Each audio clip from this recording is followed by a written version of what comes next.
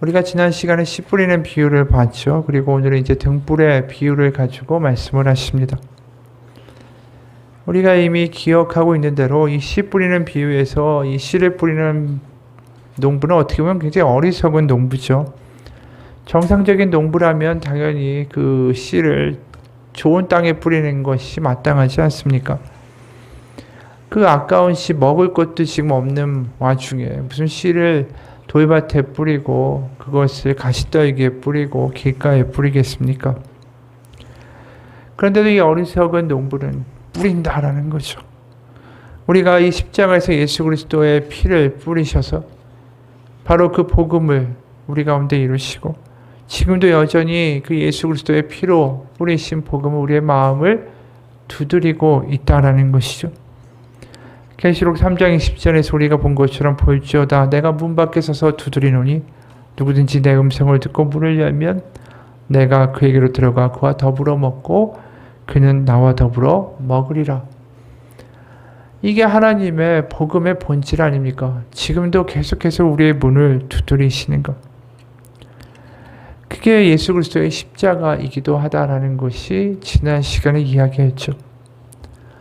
예수님은 그 십자가를 통해서 우리의 잃어버린 탕자와 같은 우리들의 마음을 두드리고 다시 하나님께로 우리를 되돌려 데리고 가고자 하시는 그 마음이 예수님의 마음 아닙니까? 그러다 보니까 오늘 비유도 마찬가지예요. 그 씨 뿌리는 비유에서 어떤 걸 생각하실까요? 겟세마네에서 이제 자기가 그 피를 흘리시고 또 거기서 땀이 핏방울이도록 기도하시고 십자가에서 피 흘리실 그것들을 생각하시는 예수님의 마음이 이제 등불로도 나타나는 거예요. 우리가 여기에 보면 누구든지 등불을 켜서 그릇으로 덮거나 평상 아래에 두지 아니하고 등경 위에 두나니 이는 들어가는 자들로 그 빛을 보게 하려 함이라. 얼핏 보면 이게 도대체 무슨 말씀인가? 너무나도 당연한 이야기를 하시는 거 아닌가라고 생각할 수 있어요. 왜냐하면 누구나 등불에다가 이제 여기 기름에다가 심지가 있고 불을 붙이면 당연히 등경이라고 말하는 이 스탠드 아닙니까? 스탠드 위에다가 등불을 올려놔야 그 방과 모든 데가 밝아지는 거 아니에요? 그런데 지금 등불을 킨 사람이 등경에 올려놓지 않고 그것을 이 그릇이라고 해서 보통 등불을 켜지 않을 때는 이렇게 덮개 그릇에다가 넣어둡니다. 근데 킨 다음에 그걸 꺼낸 그릇에다가 다시 덮어가지고 둔다라는 거 있을 수가 없는 일이죠. 그리고 보통 등불을 켜지 않을 때는 침상 밑에 놔두는데 다시 킨 다음에 그 침상 밑에 둔다라는 거 말도 안 되는 이야기 아닙니까? 바로 등불은 등경 위에 올라가야 된다. 그럼 밝히 세상 가운데 드러나게 될 것이다. 이게 뭘 이야기하시냐면 결국 예수 그리스도가 십자가에 달려 올라가실 것을 이야기하는 거죠. 결국 이제 십자가에 달려 올라가실 때에 예수님이 그 농부의 비유처럼 드디어 나의 때가 이루어지면 십자가에 내가 올라가면 감추어진 것이 다 드러나게 될 것이다. 계속 예수님의 마음을 어딜 향하고 있다고요? 십자가를 향하여 있는 거예요, 지금. 그래서 17절에 숨은 것이 장차 드러나지 아니할 것이 없고 감추인 것이 장차 알려지고 나타나지 않을 것이 없느니라. 예수님의 십자가와 부활 사건 그것을 통하여 세상 가운데 하나님의 열심과 하나님의 마음과 하나님의 계획과 하나님의 사랑이 결국 모든 것이 드러나게 될 것이다 라는 것이죠. 그리고 그 빛을 보는 자, 그 십자가를 알아보는 자들은 어디서 온다고요? 어둠에서 빛으로 옮겨진다고 그랬어요. 어둠의 종에서 빛의 자녀로 옮겨진다. 그러니까 이게 우리가 빛의 자녀라는 정체성을 가지고 살아간다라는 이야기가 이런 비유하고 연관이 있는 거예요. 결국 십자가에 올라가는 그 예수님이 십자가에 달리신다. 등경에 등불이 올라간다. 하지만 아직은 이 세상은 빛을 알아보지 못하죠. 예수님이 빛으로 이 땅 가운데 오셨지만 십자가에 올라가실 때까지 그 빛을 알아보지 못한다. 그래서 요한복음 1장 5절입니다. 빛이 어둠에 비치되 어둠이 깨닫지 못하더라. 그리고 요한복음 3장 19절 그 정전에 이것이니 곧 빛이 세상에 왔을 때 사람들이 자기 행위가 악함으로 빛보다 어둠을 더 사랑한 것이니라. 이 빛이 이 땅 가운데 오셨지만 알아보지 못하고 결국 드러나게 되는 건 십자가의 사건을 통해서 결국은 알게 된다는 거죠. 그러니까 우리가 복음서를 읽다 보면 빛과 관련된 이야기들이 계속해서 많이 나와요. 특히 무슨 이야기가 많이 나오냐면 예수님의 기적 가운데 장님의 눈을 여신 사건들이 많이 나옵니다. 이건 그냥 물리적으로 육체적으로 장님인 사람의 눈을 열었다라는 게 아니라 결국은 우리의 눈을 열어서 영적으로 어둠에 있는 우리가 빛을 보고 빛으로 나오는 빛의 자녀가 되게 하시겠다라는 것을 보여주는 예표적인 사건이다라는 것입니다. 그게 예수님의 계획이라는 거죠. 그래서 10절에 보면 이런 말씀도 있어요. 이르시되 하나님의 나라의 비밀을 아는 것이 너에게는 허락되었으나 다른 사람에게는 비위로 하나니 이는 그들로 보아도 보지 못하고 들어도 깨닫지 못하게 하려 함이라. 지금 세대가 빛이 왔지만 보아도 보지 못하고 들어도 듣지 못한다라는 거예요. 그리고 결국 십자가의 때에 그 빛이 세상 가운데 다 모든 걸 드러나게 하리라. 십자가 부활이. 그래서 계속해서 십자가의 때를 예수님은 사역 가운데 계속 이야기하세요. 예수님의 모든 관심사는 십자가를 향해 간다라는 거죠. 근데 그 예수님을 따르던 제자들은 계속해서 뭘 꿈꾸냐면 예수님이 이루실 다윗의 후손의 왕국, 메시아의 왕국, 이 땅 가운데 강력한 왕국을 쫓아가는 그러한 모습들을 우리가 계속해서 보게 된다라는 것 아닙니까? 그래서 요한복음 16장 25절에 보면 이런 말씀을 하시죠. 이것을 비유로 너에게 일렀거니와 때가 이르면 다시는 비유로 너에게 이르지 않고 아버지에 대한 것을 밝히 이르리라. 요한복음 16장 32절 보라 너희가 다 각각 제 곳으로 흩어지고 나를 혼자 둘 때가 오나니 벌써 왔도다. 그러나 내가 혼자 있는 것이 아니라 아버지께서 나와 함께 계시느니라. 요한복음 17장 1절 예수께서 이 말씀을 하시고 눈을 들어 하늘을 우러러 이르시되 아버지여 때가 이르러 싸우니 아들을 영화롭게 하사 아들로 아버지를 영화롭게 하게 하옵소서. 결국 그 때에 대한 이야기를 계속 하신다라는 걸 보게 되죠. 그때는 바로 십자가의 때예요. 그러다 보니까 예수님의 이 말씀이 당연한 거예요. 다 이루었다.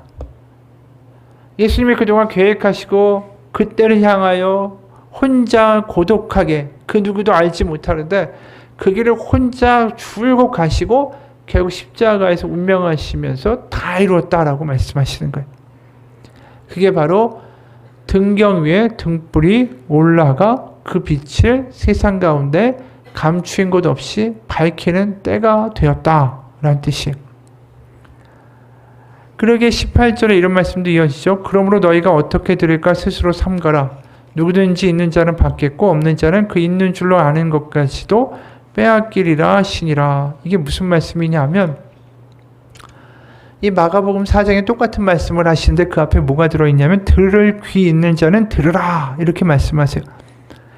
그러니까 지금 들을 귀하고 볼 눈이 열린 사람들은 그 빛, 예수님이 빛이라는 것을 알아보게 될 것이고 지금 아직 십자가에 달리지는 않았지만 아직 들을 귀도 없고 볼 눈도 없어서 영적인 장님인 사람들은 결국 보아도 보지 못하고 들어도 듣지 못해서 결국 예수님을 인정하지 못하는 이들은 결국 어둠 속에 빠지게 될 것이다.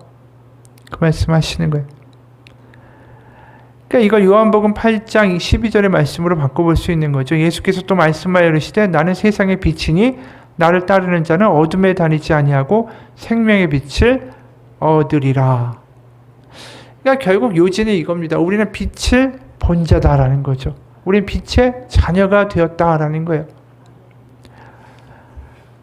바로 그 빛을 본 빛의 자녀들, 하나님을 아버지로 둔 사람들, 그 얘기는 뭐죠? 새로운 공동체가 생긴다라는 거예요.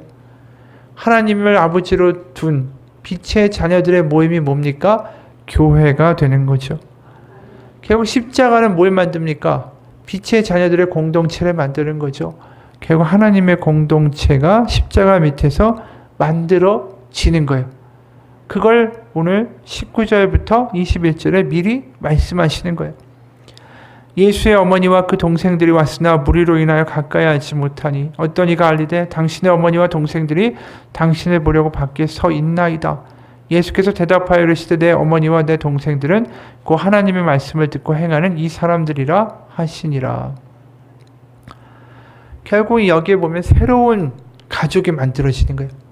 예수님의 육신의 어머니와 동생이 아니라 결국 하나님의 말씀, 예수 그리스도의 복음, 바로 빛을 본 자녀들이 바로 예수님의 형제고 예수님의 가족이다라는 겁니다. 우리가 성찬을 하는 것도 그냥 성찬식이다라고 하는 게 아니에요. 바로 하나님 아버지, 우리 같은 아버지를 둔 형제 자매로 빛의 자녀라는 그 하나님의 자녀라는 정체성을 가지고 한 자리에 한 식탁에 앉는 한 식구가 된다라는 거죠. 그래서 우리가 성찬을 할 때 나는 교수다, 나는 사장이다, 내 사회적 지위가 어떻다, 이건 다 제껴지고 식탁에 오는 순간 우리는 다 하나님의 자녀라는 한 가지 정체성만 가지고 그 자리에 앉게 되는 것이죠. 그게 바로 하나님이 만드시는 공동체 빛의 자녀들의 모습이고 이게 교회예요. 우리가 성찬을 하는 것은 결국 우리가 나중에 하나님의 나라에 가서 하나님과 함께할 미래의 식탁을 맛보고 있는 것이죠. 근데 한번 생각해 보세요. 오늘 이 비유에서 예수님이 뭐라고 하시냐면 옆에 있는 사람들에게 당신이 내 어머니고 당신이 내 동생입니다. 이렇게 이야기하시는 거 아니겠어요? 우리가 생각해 보면 하나님의 아들이 어떻게 우리와 형제가 되고 우리와 가족이 되겠어요? 이 땅에서 대통령만 돼도 저 리어카 끌고 다니면서 폐지 모으는 노인하고 같이 난 당신의 형제입니다. 이렇게 말하겠어요? 같이 밥도 안 먹겠죠. 이 땅에서 높은 지위를 가지고도 절대 하지 않는 일을 하나님의 아들이 우리 가운데 오셔서 이제 당신은 나의 형제입니다 라고 말해주신다는 게 얼마나 파격적인 일인지 몰라요. 바로 십자가는 그걸 말하는 거예요. 우리가 얼마나 파격적으로 하나님의 자녀가 되었는가. 어느 목사님의 간증이에요. 몇 해 전 한 10대 소년 A가 우리 교회에 나오기 시작했다. 고아원에서 자란 A는 독립할 나이가 되어 주유소, 편의점 등에서 알바를 하고 살고 있었다. 한동안 교회에 나오던 A는 어느 날 서울에 일거리가 생겼다며 떠났다. 그리고 몇 해 뒤에 여자친구와 함께 다시 나타났다. 그 여자친구는 아이를 임신한 상태였다. 여자친구가 자랐던 환경도 이 친구와 전혀 다르지 않을 것 같았다. 집에 있을 수 없어 가출을 했고 거리에서 힘들게 살았단다. 두 사람의 이야기를 보면 인간극장 몇 편은 나올 것 같았다. 이 소년은 아이를 낳아 행복한 가정을 이루고 싶어 했다. 태어난 아이가 자기처럼 파괴된 가정에서 자라게 하고 싶어 하지 않았다. 그러나 돈도 직장도 머물 집도 아무것도 없던 그에게 결혼식은 사치에 불과했다.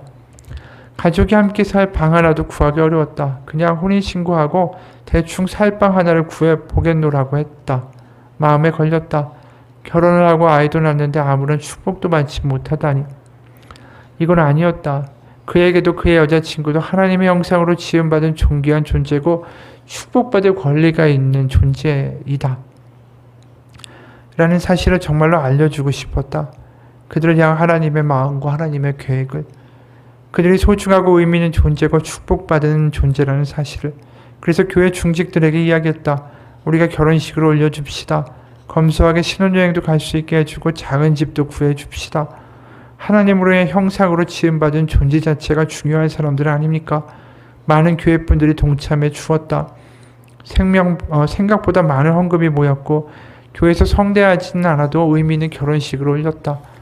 가족, 친구 아무도 참석할 사람이 없었지만 결혼식이 시작되자 사람들이 하나둘 모이기 시작했다. 이 아이들을 축복하고 싶은 교회 형제 자매들이었다. 예식장은 교인들로 가득 찼다. 주례를 시작했다. 두 사람은 존귀한 존재입니다. 그 말 한마디에 목이 메고 눈시울이 뜨거워졌다. 나도 그렇게 울고 신랑도 울고 신부도 울고 교인도 울고 모두 울고 있었다. 교회 안에 성령님의 임재가 가득했다. 너는 존귀한 존재란다. 하나님은 그때 그렇게 말씀하고 계셨다. 이게 하나님이 만들고자 하시는 공동체의 모습이라는 거죠. 빛의 자녀. 바로 하나님이 예수님을 통해서 우리 가운데 말씀하시는 당신이 내 형제고 당신이 내 어머니입니다. 이게 얼마나 놀라운 복음인지 몰라요. 우리는 복음을 좀 복잡하게 생각할 때가 많아요. 그리고 뭐 읽으면서 복음 뭐 교회에서 여러 번 들었지만 과연 복음이 무엇입니까? 이렇게 물어봤을 때 과연 뭐라고 대답할 수 있을까요? 다른 게 아니에요. 당신은 내 형제입니다. 당신은 내 어머니입니다. 이게 복음이에요. 다른 게 아니라는 거죠. 하나님의 아들이 우리를 그렇게 불러주시고 우리는 그런 공동체 가운데 형제자매로 살아간다. 그것이 가능하게 만드신다. 그게 하나님의 성령의 역사고 그게 복음이라는 거죠. 실제로 예수님 당시에 그 집의 가장들, 남성들 아버지를 파트리아 포테스타스라고 부르는데 라틴어로 절대적 권위를 가지고 있는 존재였어요. 그 집의 가장이 어떤 신을 믿으면 그 집 전체는 그 신을 다 믿어야 돼요. 그리고 아버지가 어떠한 여신을 믿으면 그 여신을 싹 다 믿어야 돼요. 그래서 실제로 그 집의 가장을 로마 시대에는 제사장이라고 불렀어요. 왜냐하면 그 집에서 모시는 신을 제사하는 제사장이었기 때문에. 그럼 무슨 이야기가 되겠어요? 그 집의 식솔들과 노예까지 다 합치면 로마 헬라 시대의 인구는 한 가정이 60명 정도 됐다고 해요. 그러다 보니까 가정교회라는 게 말이 되는 거죠. 한 가정만 해도 60명, 70명 되는데. 그런데 이런 막강한 권한을 가지고 있는 그 아버지가 있는데 그 종교를 나는 안 믿겠다라고 하는 거, 이거 굉장히 위험한 일이에요. 왜냐하면 우리가 다 70명이다 되는 이 가장부터 저 말단의 종까지 우리가 이 나의 나라는 여신을 섬기고 있는데 네가 와가지고 뭐 예수를 섬기겠다라고 이야기하면 우리 여신이 분노한다라는 게 당연한 귀결 아니겠어요? 그러니까 집에서 쫓겨나는 일이 다반사였던 것이죠. 그런데 이런 초대교회에서 버림받고 갈 데 없고 내가 예수님 믿고 나와서 어떻게 보면 이제 더 이상 아버지와 친척들과 가족들과 같이 살고 있지 못할 때 오늘 이 우리가 읽은 본문의 말씀이 그들에게는 뭐였을까요? 복음이죠. 예수님이 말씀해 주신다라는 거예요. 너 지금 집에서 나와서 너에게 형제 자매가 없지만 네가 내 형제고 당신이 내 어머니입니다. 이 이야기 모든 읽는 사람마다 너무 마음에 저리는 이야기였을 거예요. 바로 가족 가운데 버림받았던 이 사람들에게 가장 큰 위안과 복음은 무엇이었을까요? 너의 죄가 사함받았다? 영생을 얻었다? 다 좋지만 그러나 그들에게 복음은 지금 한 이야기예요. 당신은 내 누이고 당신은 내 동생이고 당신은 나의 어머니입니다. 이게 복음이라는 거죠. 몇 년 전에 어릴 적 노르웨이로 입양 갔던 45세의 남성이 있는데 친부모를 찾아서 한국에서 몇 년을 헤매다가 홀로 고독하게 영광방에서 죽었습니다. 그가 친부모를 찾는데 이 어려움을 겪다가 우울증이 오고 알코올 중독이 되고 건강이 악화돼서 숨진 지 10일이 지나서 발견됐습니다. 게다가 이 경찰이 노르웨이에 연락을 해보니까 양아버지는 사망했고 양어머니는 연락이 안 닿고 그래서 무용고자 장례 절차를 밟을 예정이다 라는 기사가 났어요. 이 사람에게 가장 기쁜 소식은 뭐였을까요? 당신은 나의 아들입니다. 그리고 당신은 내 어머니군요. 이게 바로 이 사람에게 가장 큰 복음 아니었을까요? 예수님은 자신을 찾으러 온 가족들을 마다하고 그 자리에 앉아있는 사람들의 눈을 바라보시면서 한 말씀 한 말씀 하신 당신이 내 어머니고 내 동생입니다. 이 이야기가 그들 사이에 맺혀있는 그 구구한 사연들을 다 알고 있다는 하나님의 마음 아닐까요? 요한복음이 이렇게 말씀해요. 요한복음 1장 16, 17절 하나님이 세상을 이처럼 사랑하사 독생자를 주셨으니 이는 그를 믿는 자마다 멸망치 않고 영생을 얻게 하려 하심이라. 17절에 하나님이 그 아들을 세상에 보내신 것은 세상을 심판하려 하심이 아니요 그로 말미암아 세상의 구원을 얻게 하려 하심이라. 여기 보면 하나님이 세상을 이처럼 사랑하사, 이게 피상적인 이야기가 아니에요. 사랑한다라는 표현을 하기 위하여 그 아들이 이 땅까지 오셔서 이 땅까지 오셔서 육신의 몸을 입으시고 그리고 지금 우리 가운데 그 말씀 하려고 오셨다라는 거 아니에요. 당신이 내 형제입니다. 당신이 내 어머니입니다. 여러분, 예수님이 그 땅 가운데 오셔서 그 말 한마디를 터뜨려 주시는 순간 우리의 삶 가운데 아무도 나의 마음을 모르고 아무도 나의 고민과 문제 가운데 도움 주거나 관심 있는 사람이 없다라고 하는 말이 사라지게 돼요.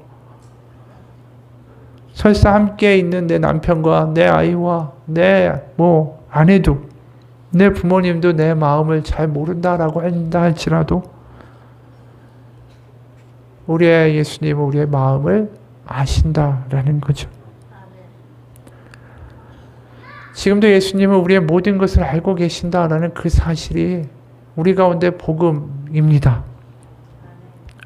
우리는 그러기 때문에 어느 순간에도 혼자다라고 말하는 것이 바로 가장 믿음이 없는 거예요. 하나님이 알고 계신다라는 거죠. 어느 어머니가 전쟁에 나간 아들의 전사 통지서를 받았대요. 한참 동안 오열하다가 정신을 차리고 하나님 앞에 기도했습니다. 하나님, 제발 아들의 얼굴을 한 번만 볼 수 있게 해주십시오. 5분만이라도 좋으니까 그 얼굴을 단 한 번만 보게 해주십시오. 옆에서 기도를 듣고 있던 한 사람이 그 어머니에게 물었어요. 그토록 죽은 아들의 얼굴을 보기 원하는데 도대체 어떤 얼굴을 보기 원하십니까? 어렸을 때 재롱 피우던 모습을 보고 싶습니까? 아니면 학교에서 우등상을 타왔을 때 아들의 자랑스러운 모습을 보고 싶습니까? 아니면 군대에서 첫 휴가를 나왔을 때 늠름한 구릿빛 얼굴을 보고 싶습니까? 그랬더니 어머니가 이렇게 얘기했어요. 저는 이런 모습을 보고 싶습니다. 어린 시절 언젠가 그 녀석이 뭔가를 잘못하고 두려움에 사로잡혀서 저를 찾아왔던 그 모습을 보고 싶습니다. 얼굴에는 눈물 자국이 역력했고 잔뜩 겁먹은 표정으로 저를 찾았지요. 그때 그 녀석의 모습을 다시 한번 보고 제 온기로 그 녀석을 따뜻하게 감싸주고 싶습니다. 하나님도 마찬가지가 아니실까요? 우리의 잘난 모습, 우리의 뛰어난 모습, 우리의 씩씩한 모습만 보고 싶어 하시는 게 아니죠. 잘못하기도 하고 실수하기도 하고 두려워하기도 하고 못나기도 했고 오이기도 했지만 그럼에도 불구하고 하나님 앞에 나와 하나님 앞에 예배하고 있는 우리, 그러한 모습을 하나님도 보고 싶어 하시는 거 아닐까요? 그래, 잘 왔다. 내가 너의 모든 것을 알지. 내가 너를 사랑해. 그게 우리 가운데 유일한 복음이고 우리를 살 수 있게 하는 희망이다라는 것이죠. 여러분, 우리가 빛의 자녀라는 것은 다른 게 아니에요. 어둠은 뭡니까? 세상 가운데 단절된 거예요. 그 누구도 나를 알아주지 않고 깜깜하게 세상의 모든 것들이 절망인 상태가 어둠 아닙니까? 우리가 빛의 자녀라는 건 바로 우리를 알고 지금도 알고 계시고 우리의 허물을 탓하지 않고 우리를 자녀 삼기 원하시는 하나님을 만났기 때문에 우리가 빛의 자녀라는 것이죠. 우리가 어두움을 경험해야만 빛이 얼마나 대단한 건지를 알아요. 내가 정말 힘들고 지치고 어려운 상황 가운데 있을 때에 예수 그리스도의 복음만큼 우리 가운데 빛이 되는 것이 없습니다. 바로 하나님이 아버지가 되어주시고 예수님이 나를 그것을 위하여 나를 자녀로 회복시키기 위하여 이 땅 가운데 오셨다는 것이 믿어지기 시작할 때에 우리는 우리의 삶 가운데 감격이 시작되고 우리 가운데 다시 한번 살 수 있는 능력과 소망이 시작되는 것입니다. 우리가 빛의 자녀로 세상에 빛이 된다는 건 뭐겠어요? 다른 게 아니에요. 하나님이 아버지가 되어주신다는 것을 감격하고 소유하고 살아갈 때 빛의 자녀가 되는 거예요. 세상에 빛이 될 수 있는 거예요. 에베소서 5장 8절에 너희가 전에는 어둠이더니 이제는 주 안에서 빛이라 빛의 자녀들처럼 행하라. 이 말씀이 얼마나 대단한 말씀이에요. 우리가 빛의 자녀들처럼 행하라. 우리는 과연 빛의 자녀들입니까? 내가 빛의 자녀라고 말할 수 있을 만큼 자신감이 우리 가운데 있습니까? 우리가 차마 나는 빛의 자녀라고 말할 수 있는, 하나님 양심상 그렇게 말 못하겠습니다. 그렇게 말할지도 몰라요. 하지만 우리가 빛의 자녀라고 확실하게 말할 수 있는 유일한 근거는 뭐냐 하면 주님의 사랑에 감격하고 있는가? 그럼 빛의 자녀 맞아요. 왜냐하면 주님의 사랑에 감격하고 있다면 우리는 전도하려고 하지 않아도 하나님 이야기하고, 우리가 찬양하지 않으려고 해도 하나님 찬양하고 있고, 내가 어떤 상황 가운데도 소망과 긍정적인 마음을 품고 살아갈 수밖에 없기 때문이죠. 요한일서는 그러기 때문에 이런 말씀합니다. 4장 16절, 하나님이 우리를 사랑하시는 사랑을 우리가 알고 믿었노니 하나님은 사랑이시라. 하나님이 우리를 사랑하시는 것을 우리가 안대요. 안다라는 게 그냥 아는 게 아니에요. 성경에서 말하는 안다라는 건 그 부부관계처럼 아주 그 속속들이 모든 걸 다 안다라는 표현이에요. 그러니까 하나님이 우리를 사랑하시는 그 사랑을 내가 절절히 아노니, 그리고 내가 그걸 믿으니, 그것이 우리 가운데 힘인 거예요. 그래서 요한일서에 보면 형제 사랑을 하라는 이야기가 많이 나올 수밖에 없어요. 왜? 사랑을 경험한 자로. 우리가 주일에도 이야기했잖아요. 우리가 줄 수 있는 사람으로 살기 원합니다. 줄 수 있게 해서 뭘 경험해야 됩니까? 하나님이 나를 책임지신다라는 확실한 믿음이 필요한 거죠. 요한복음 13장에서 예수님이 세족식을 하면서 끝까지 그들을 사랑하신다라고 표현해요. 예수님이 이제 곧 있으면 세족식 이후에 무슨 일이 벌어집니까? 성만찬하시고 그날 밤에 그대로 잡혀가지고 십자가로 가세요. 그럼 몇 시간 있으면 잡혀가고 하루 지나면 그냥 십자가의 고통의 길이 펼쳐져 있어요. 그런데 무슨 마음의 여유가 있겠어요? 우리 같으면 무슨 누구의 발을 씻겨주고, 야, 나 고민이 너무 된다. 그리고 이 사람들 다 도망갈 거 다 아시잖아요. 근데 내 마음도 복잡한데 무슨 배반할 사람들이 가져다가 발을 닦아줍니까? 그런데 그들의 발을 다 닦아주신 거예요. 왜 그랬을까요? 그 일을 경험한 12 제자들에게 아마 인터뷰를 하고 물어보면 이렇게 대답할 거예요. 당신이 예수님 따르면서 평생 잊혀지지 않는 기억이 뭡니까? 그럼 아마 예수님이 죽으시는 몇 시간 앞두고 우리의 발을 끝까지, 도망갈 발을, 예수님 모른다고 냅다 달려갈 그 발을 알면서도 끝까지 씻겨주신 사건이 제 인생에 있어서 잊혀지지 않는 사건입니다라고 이야기할 거라는 거죠. 예수님이 그 일을 왜 하셨을까요? 그들 마음 가운데 사랑을 심어주신 거예요. 내가 끝까지 너희를 포기하지 않은 거 너희가 알지. 내가 죽음을 바로 앞두고 이제 곧 죽을 거지만 그럼에도 불구하고 끝까지 배반을, 너희를 끝까지 포기 안 했어. 너희가 앞으로 어떠한 일을 겪든지 간에 내가 너희를 끝까지 포기 안 할 거야. 그걸 너희가 마음에 새기고 살라는 거죠. 그러면 그 사람들은 빛의 자녀가 된 거예요. 그런 예수님의 사랑을 경험하고 마음 가운데 새겨졌는데 어떻게 세상 가운데 예수님을 부인하면서 살겠어요? 예수님의 복음, 하나님의 아버지 되시는 복음을 그들 마음 가운데 담고 감격하고 살아갈 수밖에 없는 거죠. 그 세상 가운데 빛을 전달하는 사람이 되버릴 수밖에 없는 거예요.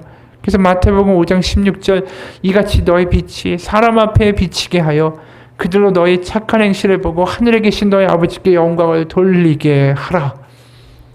우리의 가정이 어둠일 수 있습니다. 그러면 우리가 빛을 본 자가 돼야죠. 우리의 삶에서 어둠이 있다. 우리가 가는 곳이 너무나도 어둡고 힘든 곳이다. 그럼 내가 빛을 비출 수 있는 자녀가 돼야죠. 어둠을 탓할 게 아니라 내가 빛을 경험한 자로 살기를 하나님 앞에 간구하는 믿음이 됐으면 좋겠어요. 하나님, 왜 내 상황이 이렇게 어렵습니까? 왜 내가 가는 직장이 다 이 모양 이 꼴입니까? 왜 우리의 가정은 이 상황입니까? 자꾸만 우리는 그 상황의 문제들에 대하여 자꾸만 어둠에 집중하잖아요. 어둠에 대해서 비판하고 왜 어둠에 두셨냐고만 이야기할 게 아니라 어둠인 걸 알면 빛을 봐야 된다는 거죠. 우리가 빛을 먼저 경험하고 은혜를 경험하고 우리가 빛을 보게 되면 어둠은 더 이상 문제가 안 된다라는 것이죠. 어둠이 문제가 아니라 빛을 보지 못하고 여전히 영적인 장님으로 살아가는 내가 문제인 거예요, 지금. 우리가 하나님 아버지의 자녀로 부름받았고 성령은 우리가 그것을 소유하고 살 수 있도록 우리 가운데 역사하신다라고 말씀 가운데 약속하셨습니다. 우리가 구해야 될 건 뭡니까? 어둠 가운데 빛을 갈망하는 거예요. 하나님, 내가 빛을 바라본 목격자로 빛을 소유한 사람으로 살아가기 원합니다. 제가 가는 곳마다 저를 통하여 빛을 바라볼 수 있는 어둠이 물러가는 역사가 있게 하여 주옵소서. 하나님의 빛을 보고 소유하고 하나님의 아버지 되심을 소유하고 경험하고 살아가는 하나님의 증인이 되기 원합니다. 그게 우리가 주일날 이야기했던 줄 수 있는 사람이 되겠다라고 이야기하는 거 아닙니까? 우리가 고아가 아니에요.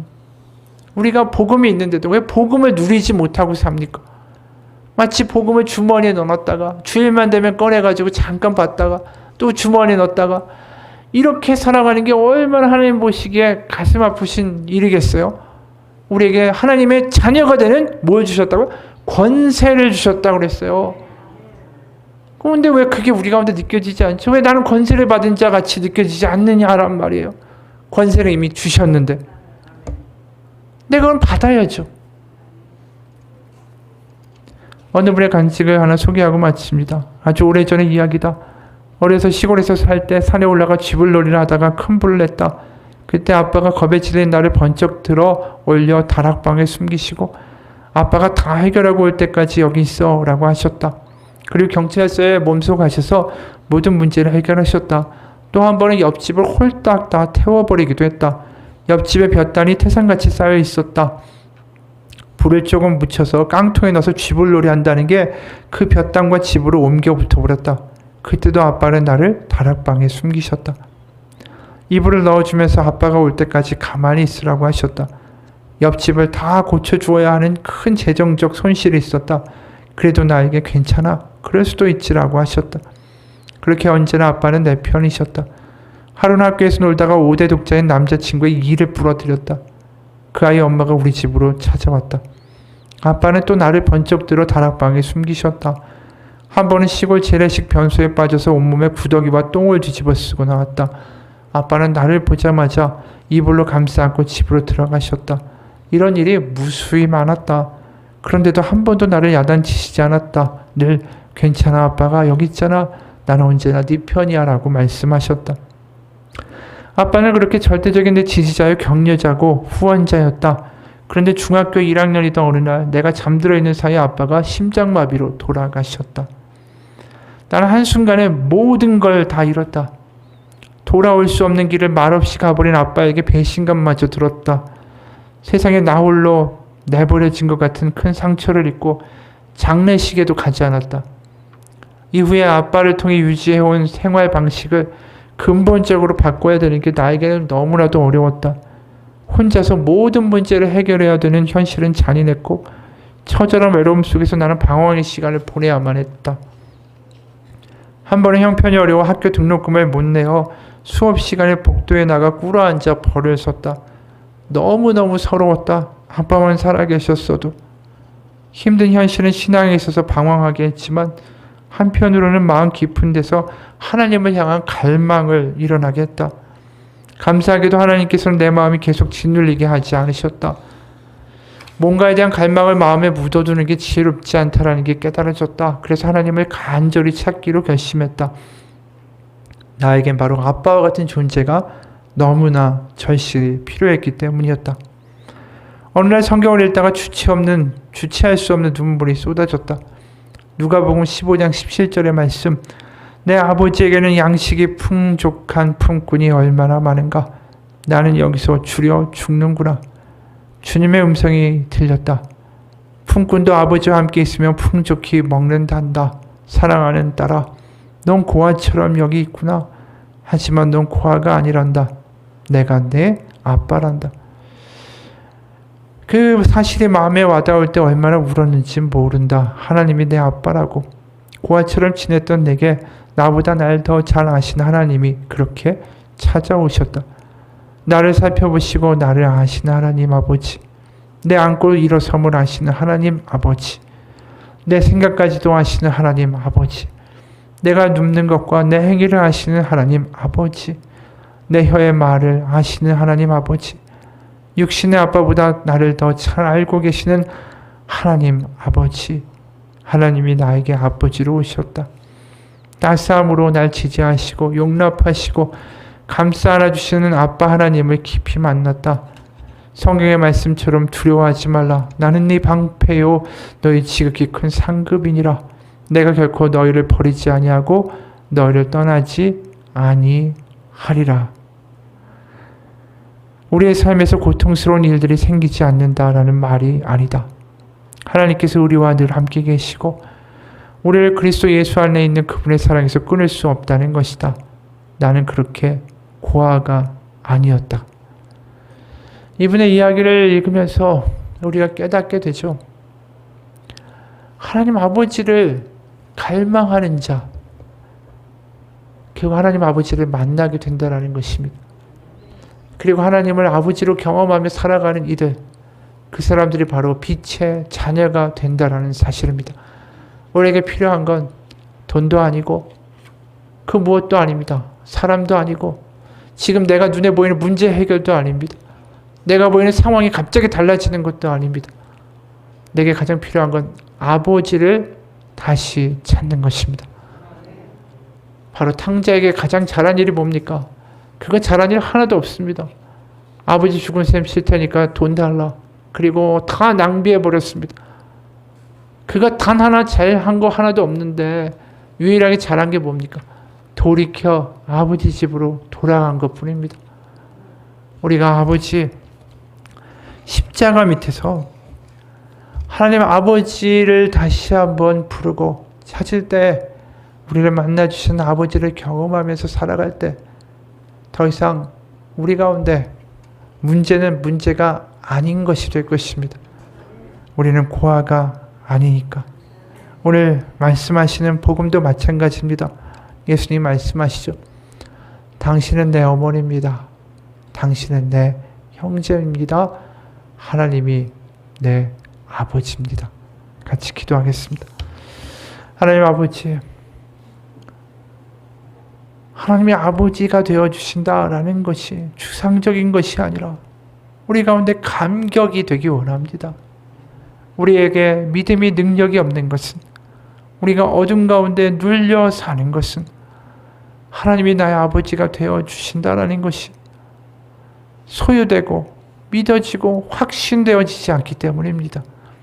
하나님, 두드리고 찾고 구하면 하나님이 주신다고 하셨습니다. 바로 성령, 바로 아빠 아버지라고 하나님을 알게 되고 부르게 되는 성령을 우리 가운데 주신다고 하셨습니다. 그것은 하나님의 약속입니다. 하나님이 우리에게 어쩌면 더 주기 원하시는 것이 하나님의 성령입니다. 하나님이 어떻게 보면 우리를 더 회복해야 하고자 하시는 것이 우리 입술 가운데 아빠 아버지라 부르며 하나님을 기뻐하는 것입니다. 그것을 위하여 예수님이 이 땅 가운데 오셨습니다. 우리 가운데 그 길이 열렸습니다. 내가 어떻게 감히 하나님을 아버지라고 부를 수 있습니까? 내가 얼만큼 죄가 많은데요.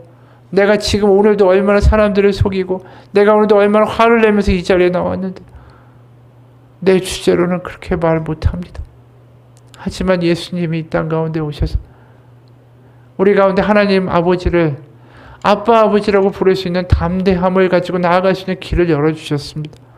지금 우리가 기도하기 원합니다. 하나님, 저는 부족합니다. 탕자처럼 잘한 거 하나 없지만 하나님을 아버지라고 부르기 원합니다. 하나님 아버지를 알기 원합니다. 하나님은 사랑이라고 하시는데 그것이 우리의 마음 가운데 경험되고 우리를 장악해서 하나님을 사랑이시다라는 그 사실 가지고 세상 가운데 빛을 비추어 줄 수 있는 우리 인생, 우리의 삶이 되게 도와주옵소서. 예수님 이름 받들어 기도합니다. 아멘.